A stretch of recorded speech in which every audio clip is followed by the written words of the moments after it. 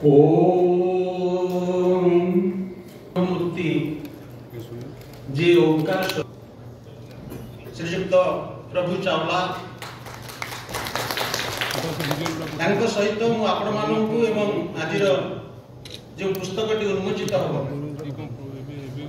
तार लेखक को स्वागत करुच्ची आम गहन अतिथि माने अछंती आपण माने अछंती बहिटे सर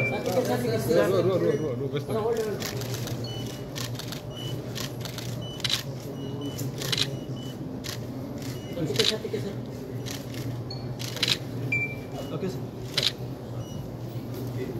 से कथा को मु जीवा चाहूनी किंतु आपण आशीर्वाद रहे निश्चित भाव में बहु कथा जहा कि बाहर को आसीनी भल कथा निश्चित आगामी दिन में आसीओ मु ये पुस्तक रे दुई तीन जिनस गुरुत्व देछि जहा का आशीर्वाद रे श्रद्धा स्नेह रे मनीष हवा पाई मु चेष्टा करछि से होछले मो बापा मां गांधीवादी स्वर्गत राजकिशोर नायक मो बापा एवं निर्मल प्रभा नायक विशिष्ट लेखिका ताक संपर्क रे मुझे बही रे किछि सूचना मात्र देछि एवं बिजू बाबू को घनिष्ठ सहयोगी थिले बापा से संपर्क रे अजଣା नाही बिजू बाबू को डाकरा रे से राजनीति रे जोग देथिले जेतबळे बिजू बाबू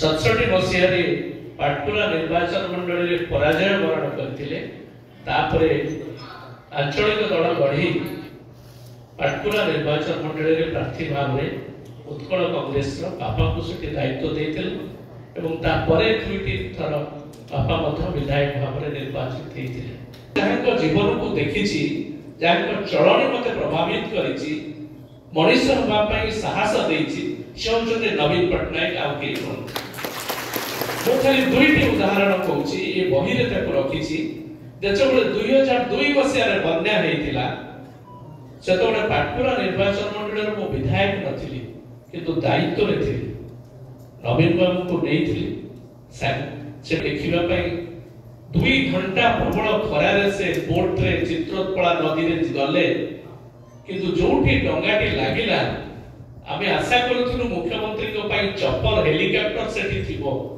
किंतु हेलिकॉप्टर सेठी नथिला 26 किलोमीटर दूर रे थिला एवं सेठी के जिबा पई तहसीलदार को गोटे खोला जीप थी थिला आ किछि नथिला कलेक्टर साहस करू नथिले नवीन बाबू को कहबा पई मुख्यमंत्री कहया पे जे आपन 24 किलोमीटर बिना सिक्योरिटी रे गोटे खोला जीप रे आपन को जीवा को पड़े मु जतो बळे ताको कान पाखरे कहली सारा 26 किलोमीटर परे चपर अछि ना तबे जीवा केमती मु पे गोटे भंगा जीप पे अछि 10,000 कर सो व्हाट लोक एटी पहरी के जीवन बचौचती you are telling about a good vehicle मु से गाड़ी रे जी ये होते नवीन पटना कहली जे जहाँ का सहित मिसी बिजू सहित किसी मिसिवार सुजोग पाई और मन पड़ी जाउछ बारिला 200-300 लोक मरि जाइथिले बिजू बाबू देवगौड़ा जी को आसिक सागर धरिक पहुंचीथिले श्रीकांत जना मंत्री थिले देवगौड़ा जी आसीथिले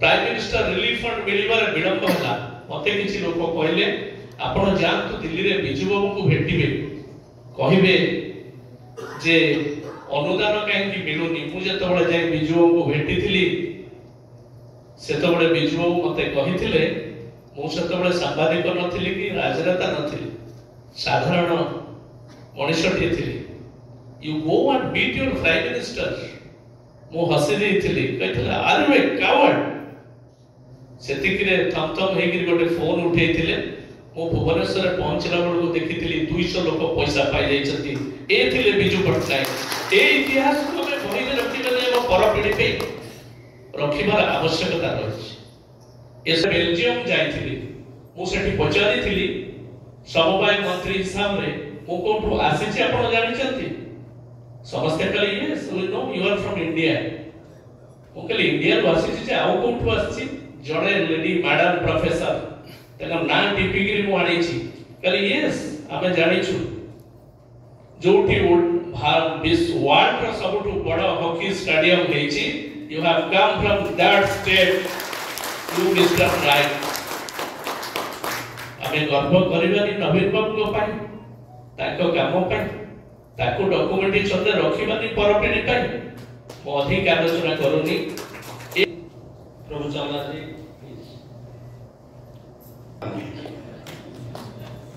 मैं और एग्जाम्पल देता हूँ। Atal ji was writing book before he unfortunately died. He was writing book. He had almost finished the script. And when I asked him why I did not finish the book, his daughter was sitting there. He told his daughter to please leave the room. She left. And Atalji told me, Prabhuji, he used to call me Editor Sahib, I'm not writing the book. I said, why? He said, as a Prime Minister, as a politician, if I write the book, I will not be writing the entire book. So my relationship with Advaniji, what was my relationship with RSS, what was my relationship with Narasimha Rao, I have to write everything which I know of and have to practice. तो मैं आधा सच लिखने के लिए किताब नहीं लिखूंगा तो he did not write the book. But I am proud that he written it. He had written the truth because he told me whatever he had written. Because from a journalist to a politician, because he comes from a very bright family, very distinguished family. His father was an MLA. He started with Naveen Babu in politics, and I can see that he had a future ahead of him. The minister did a wonderful job. And whatever he must have written, I think what I have seen during Naveen Babu's time, I have seen his articles with it from 1980 onwards. We gave a headline, go, Girdhar, go. Go, Kumango, go. That was the headline of the plan. After that, Mr. Naveen Patnaik took over, and since then, he developed a disaster management system, which is every country is proud of. और storm आता है कोई मरता नहीं है। आंध्र प्रदेश में भी देखो कितने लोग मर गए। तो he put a restriction. So what Naveen Babu has done without changing his lifestyle, you look at the lifestyle of today's politicians. Many of them in Odisha were better. उनका पजामा नहीं होता था, पैंट नहीं होती थी, बड़ी बड़ी गाड़ियाँ उनके पास, कपड़े भी बदल गए, वेट भी उनका 20 किलो बढ़ गया। तो Naveen Babu remains the same in terms of size, in terms of weight, in terms of habit, in terms of everything else. But he took a vow. मैंने उड़ीसा का चेहरा बदलना है। Orissa is now one of the most developing states in terms of agriculture development. It is now on the top. Health provision it is on the top.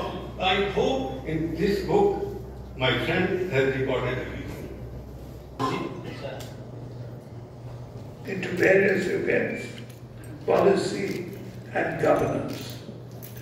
During the period of 2000 to 2024, which constitutes a major part of the book, Odisha has seen a spectacular growth in major sectors like health, education, investment, infrastructure, sports and women empowerment, with major focus on economic stability.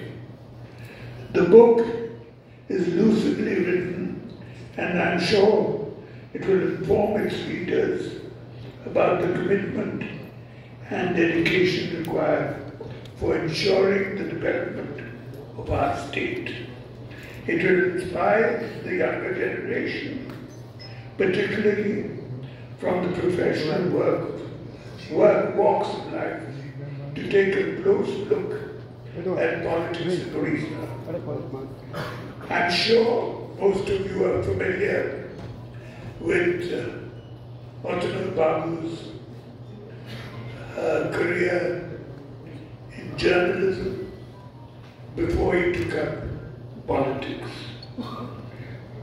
I wish the book reaches wide-ranging readers and all success to Atanu Babu.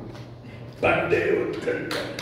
प्रकाश करिसेंती एवं जो विशिष्ट अतिथि मानक उपस्थिति रे एवं विशिष्ट साहित्यिक माने एवं विशिष्ट